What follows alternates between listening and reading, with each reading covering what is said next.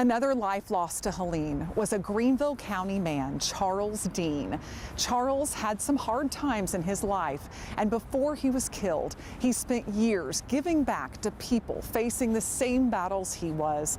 Scotty Hunter spoke with his brother, who says although Charles' life was cut short, he's a reminder we can all overcome our struggles. Charles Dean was a private man. It's why his family says he would definitely not approve of what you're about to hear. He would hate the fact that we're talking about him right now. But they also say they can't not talk about his life, his struggle, and ultimately the mark he made.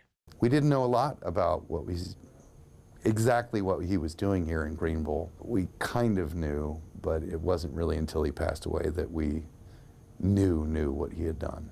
Charles loved to laugh, and he was always armed with spices and ready to whip up a meal that would make your mouth water. He was a fantastic cook. Could put stuff here, put stuff there, make your kitchen an absolute mess, and then serve you an absolute exquisite meal. And oh, the places he would travel. From the safaris he would take in Africa to the trips across the pond, he never met a trip he didn't get along with. He had lived out in San Diego, California. His journey eventually landed him here in Greenville after his life took an unexpected turn.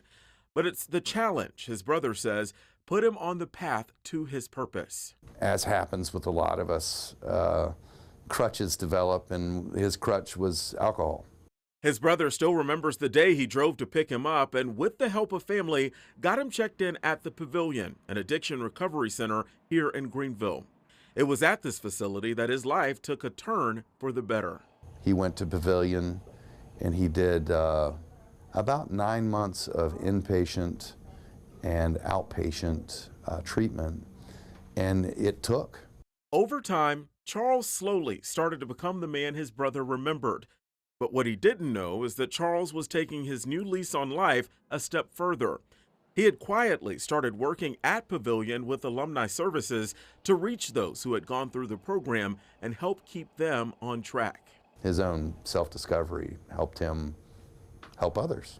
It was so helpful to us when he passed away, all the people that reached out and let us know what we knew but we didn't know. Charles was killed the day Helene hit when a tree fell on his apartment. His brother hopes he didn't suffer in his final moments, and he says he takes comfort in knowing Charles played a small part in ending other people's suffering.